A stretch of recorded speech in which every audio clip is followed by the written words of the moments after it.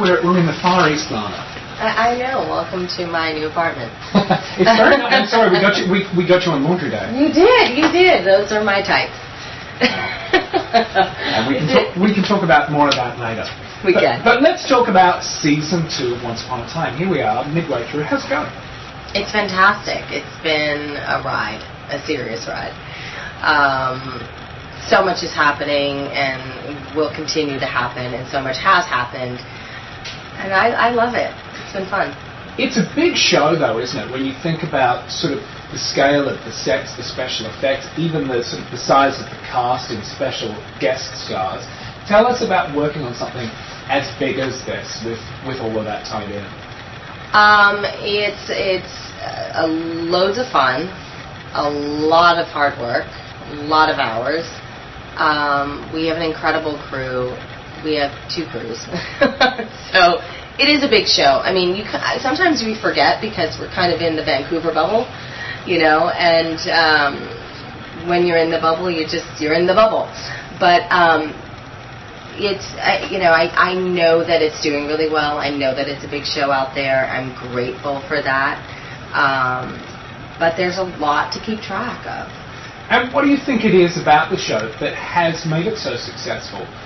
Taking the idea of sort of fairy tales and story time and mixing them in. What is making this show so successful? I think the characters. I think the stories, the connections, all the family connections now, and I think the action. I mean, it kind of hits every genre out there. And then there's the obvious fairy tale characters. Everyone loves fairy tales, and everyone loves these characters. From stories that they had read when they were younger, movies that they have seen Disney do, and now we've brought these characters to life in a very different way. So I think that's why people love them. And you talk about family, and season 2 has a big sort of family slide on it, doesn't it? Yes, it does. It's very incestuous at this point. It's like I literally had to draw a family tree to kind of keep track of everything. Now, is it sort of like split personality too? Because you're doubling up on characters. Is that twice the work? How does that compare to other roles in shows you've worked on in the past? Well, there's definitely nothing linear about this. It is all over the place, but it's fun in the sense that I'm playing multiple characters. It is challenging, but it's refreshing because you don't get bored. And in television, you can easily get bored playing the same character year after year after year. And on this show, we are given opportunities to play all different levels of emotion, different looks, different times, different realms, modern day, fairy tale land.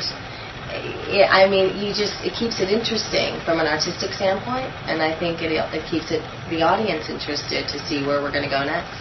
And let's talk about you and your character, because the EvilQueen and Regina. Any bits of you similarities that compare to any of these characters, or are you just completely different from these women? I am a saint. I am sure I bleed in somehow, because how could I not? I am temperamental. Not dangerous, but I'm Puerto Rican and Sicilian. I mean, I'm hot-blooded. So is the Queen? Absolutely. There's a lot of places I can pull from. Now, you've got some special guest stars as well this season, and there's a Downton Abbey connection, isn't there? Yes, Leslie Nichols. Is she working with your character? I do have a scene with her. I hung out with her a few times, but I wasn't in scenes with her. I'm in one scene with her. With the lovely Mrs. Patmore. Now, let's talk about the fact that there's a lot of costumes in this show, and you get to wear some pretty great outfits. Do you enjoy that? Is it a little more fun than the conventional wardrobe department? Absolutely. It's a ton of fun. And I love when I see the EvilQueen in a script, because sometimes especially the second season, I haven't played the EvilQueen as much. I'm always the EvilQueen, but I'm more in Regina and Storybrooke. And I'm always looking forward to seeing what the next outfit's going to be, and going in there and watching Eduardo Castro's sketch these gowns, one after another. It's a beautiful experience on every level. It's hard to breathe in them. It's hard to walk, but a ton of fun, and you look fantastic. So it's dress up every day. Does Eduardo ever give you any input? Do you ever have any sort of creative say on how they're produced? I have more creative say on hair and makeup. I really trust my costume designer, so I don't. I think there was one dress I asked if we can put lace on the sleeve, and that was it. That was the only input I had. But I've had no complaints. I've loved everything that they've made, and I love what I do love is the hair and makeup process, because so much of it. I mean, the costumes are amazing, but so much happens here, and depending on where we are in the story, back in Fairy Tale Land leading up to the curse, I always try to give her more of a crazed look. Her hair's a little more kind of teased and all over the place, and her eyes are a bit more dramatic. And that was intentional, and that was something that I came up with. And does that process help with your characterization? There are some actors that say you get behind the mask and it really helps get you into the character and takes you in. Is that similar for you as well? It is. Yeah. It is. Yeah, absolutely. Because, and the best example I can use, and unfortunately I haven't been able to play the old hag as much, but the old hag was very short-lived in the first season. And I had done all this work on her prior, kind of accent I wanted to give her body and how she walked and how she sounded, and then I put the prosthetics on, and it did so much for me. But I had to have all the inner work that I did, and then just putting on the costume just really kind of, it just all came together.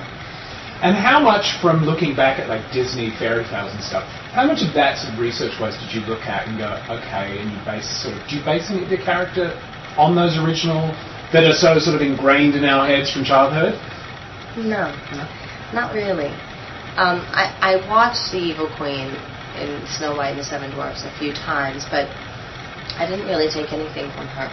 In fact, if any character, I found inspiration from Ursula and Cruella de Vil, because those two characters are really big and bodacious and loud and fun and funny, and I wanted to give the Evil Queen, our version of the Evil Queen, a bit of that.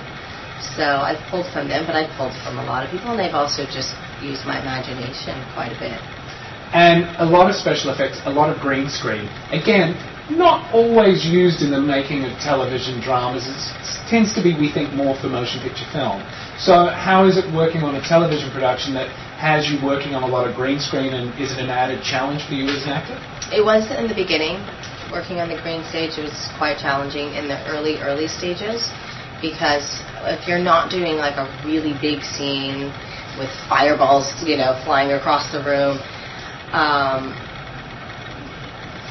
creating an intimate sort of ambiance and environment on a big stage was challenging for me, and I learned how to do that in the second episode when the Evil Queen rips her father's heart out. As you do. I mean, I know. Why? Why would you? But she, what I found is that moment was a very intimate moment, and yet we were very exposed on this huge stage with a lot of people, and I had to literally build walls and use my imagination to kind of create a smaller box that we felt a little more safe and contained in to have that intimate, vulnerable moment. But what I find is when we were doing bigger scenes, it's like theater. And you really can take up the space, and you can really project and use your voice and fill the room, and it's loads of fun. Now, you mentioned earlier the Vancouver bubble, and the show is shot up here in Vancouver. Is that nicer in a way? Is it nice to not be in LA and Hollywood and be around all of that, and you're sort of up here isolated? What's it like working up in this very pretty but often wet and cold city? It's a beautiful city, and I couldn't imagine the show being filmed anywhere else, honestly, with the exterior, forest and the ocean and everything. I mean, it's quite beautiful. But it does get dreary, and it's dark. It suits the show for those, enchanted forest, dark, evil queen moments. But it's challenging, I have to admit. It is challenging. Mostly because I miss my friends and my family, and I miss the sun. I do miss the sun. It's out today, and I opened the door from stage 5, and I was like, what is that thing? What is that doing here? We're covered with clouds, and it does make it challenging. But I do miss. I'm a city girl. I mean, I love nature, but I'm a city girl, and I miss the busyness of the city. So do you commute home a lot, or when you come up here, you set up camp and this becomes home whilst you're shooting?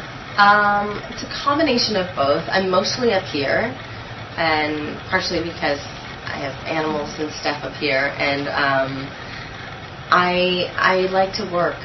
I do, and there aren't many distractions.